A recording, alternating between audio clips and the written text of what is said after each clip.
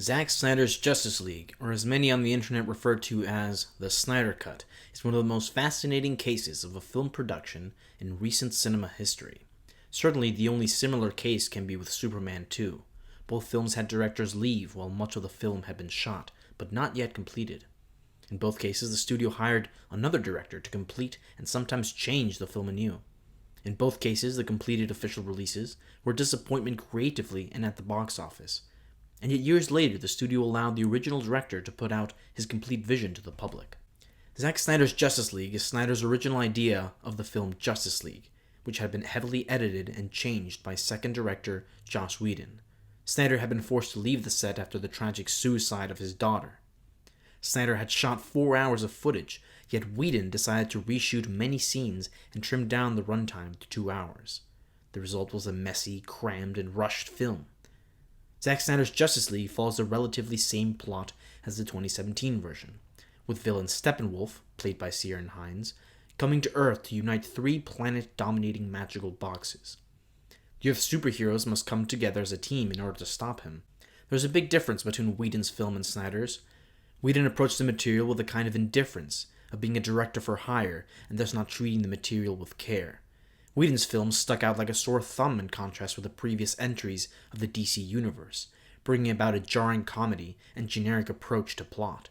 In fact, the plot in Whedon's Justice League was so generic and cartoonish, it made the film instantly forgettable.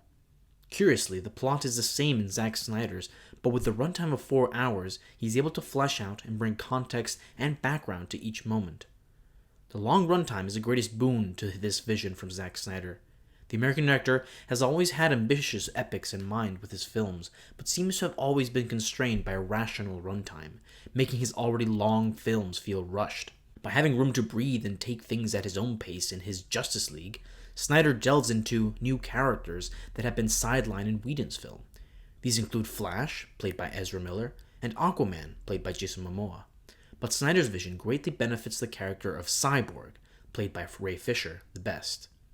Cyborg may well be considered the emotional protagonist of Zack Snyder's Justice League, with him having one of the most interesting character arcs in the film.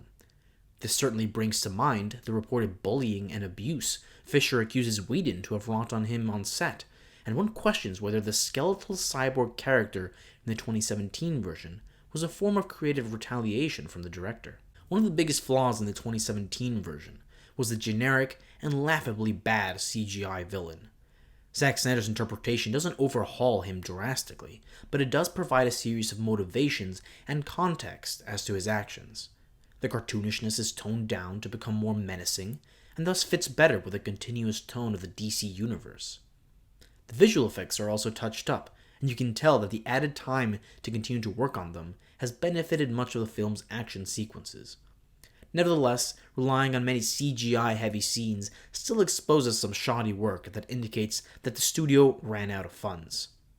Zack Snyder's Justice League feels like a further chapter in Snyder's vision for the arc of the DC universe. It seems disappointing that this vision may not come to pass, as Warner Bros. Seems to have moved on after 2017's Justice League's flop. Snyder's new 4-hour epic greatly improves in nearly every aspect from Whedon's version, from character work to continuity, action thrills, visual effects, villain, and narrative arc. That still doesn't salvage the rather by-the-numbers superhero structures lying underneath the film's sheen, and Snyder might indulge in one too many fan service scenes, whose removal could have trimmed down the film's 4 hours and provided better cohesion.